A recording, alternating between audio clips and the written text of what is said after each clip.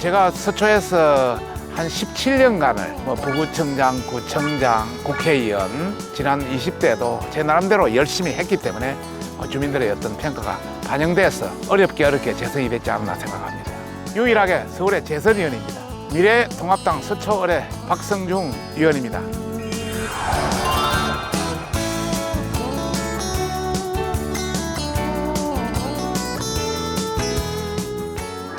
우선 첫 번째는 이방인이다. 두 번째는 현장 정치인, 생활 밀착형 정치인이다. 그리고 세 번째는 국가 제조.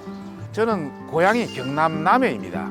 그 남해에서도 굉장히 오지인데 중학교도 자취생활, 그다음에 고등학교 때도 부산에 가서 타지생활, 대학교도 서울에 와서 여러 타지생활, 일본에 가서 한 3년생도 생활하는 것도 타지생활.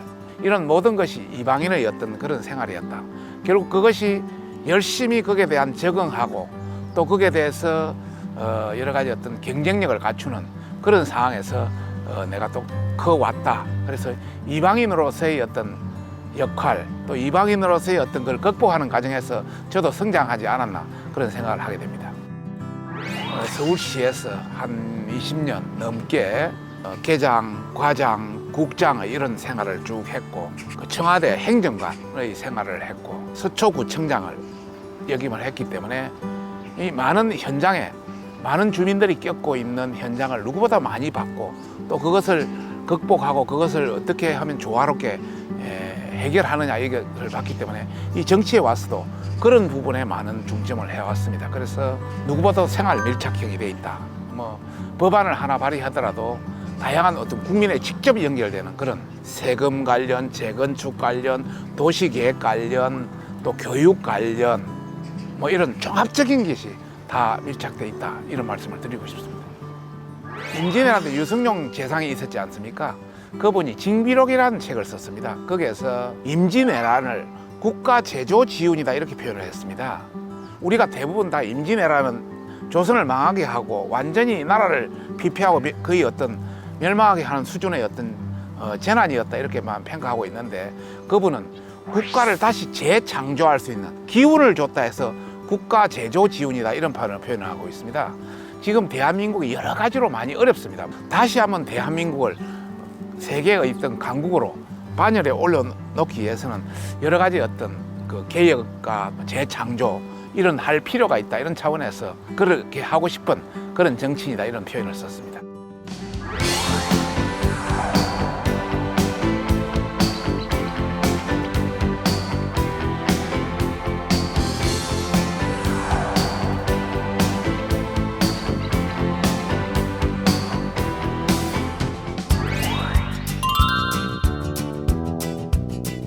우선 가장 중요한 것은 국가의 시스템을 제대로 정립하는 것이다. 많은 국민이 이 시스템에 의해서 혜택을 보고 불이익이라든지 손해가 훨씬 적을 수 있는 그런 국가의 시스템, 정치 시스템, 경제 시스템, 이런 제도 시스템을 하는 것이 가장 중요한 것이다. 이런 것이 첫 번째고요. 두 번째는 역시 아무래도 우리 국민들한테 많은 혜택이 갈 수 있는 그런 생활 밀착형 정치를 하는 것이 필요하다.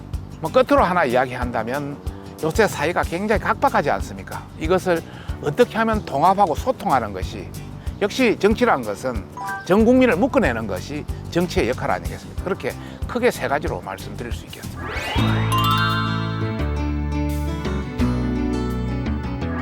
서초는 대한민국에서 그런 대로 잘 사는 그런 동네로 알려져 있습니다. 그러나 우리 동네도 굉장히 많은 어려움을 가지고 있다. 세금이 너무 불공정하고 너무 과하다. 이런 게 많습니다. 원래 종합부동산세는 2005년도 노무현 대통령 때 생긴 제도인데, 그 당시는 고가주택에 대한 6억 이상의 고가주택에 대한 부분입니다. 지금도 똑같이 15년 전에 6억이 지금도 6억입니다. 그런데 지금은 서울시 아파트 중위가격이 9억입니다. 그러니까 이건 누구나 다 해당되는 완전한 보편세로 돼가지고 이거는 문제가 있다. 서초 같은 경우는 거의 다 해당되는, 이게 또 그 단가에 따라서 완전히 가중 누진세이기 때문에 굉장한 문제를 가지고 있다는 것이 이고, 그리고 또 그와 아울러서 상속세.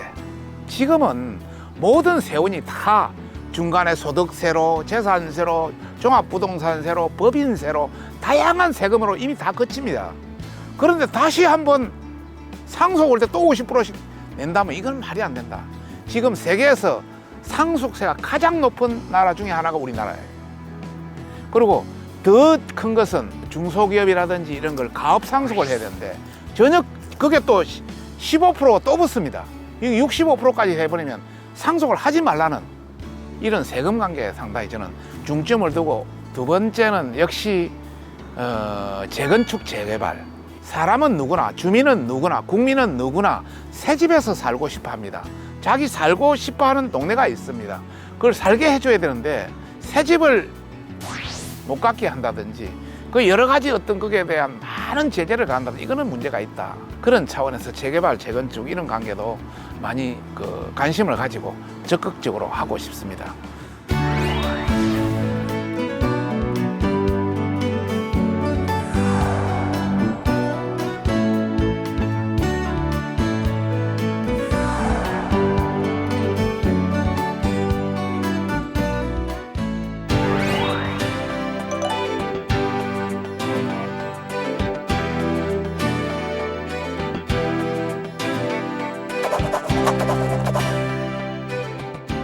우리가 일반 이 건물이 있으면 건물에 재산세를 냅니다, 누구나.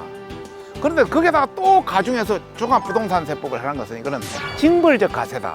그래서 헌법의 위반이라는 이런 주장도 굉장히 많습니다. 우리 서초의 우면동 같은 데는 100년, 300년씩 내려오는 그 많은 그 집성촌들이 있습니다. 이것이 공시지가가 올라가지고 세금이 너무 저렇게 많이 나오다 보니까 유지를 할 수 없습니다. 집을 좀 팔고 나가야 됩니다. 그분들은 뭐 굉장한 수익도 있는 것도 아니고 세금도 엄청나게 나오기 때문에, 그래서 저거는 굉장히 문제가 있다. 그리고 또 서초에 많은 분들은 그 나이 드신 분들이 많은데 그분들이 평생 벌어서 집 한 채 가지고 있는 겁니다. 그리고 나이가 65세 넘으니까 이제 수익도 없습니다. 그런데 재산세 내지 종합부동산 왕창 때리니까 진짜 살 수가 없습니다. 팔고 나가라는 소리입니다. 근데 팔고 나가면 양도소득세가 또 반쯤 날아가 버립니다. 그분들의 표현은 완전히 망가지게 한다는 표현입니다. 그래서 이런 법은 문제가 있다, 이런 차원에서 저는 여기에 1호 법안으로 내가지고 앞으로도 계속 추진할 그런 계획입니다.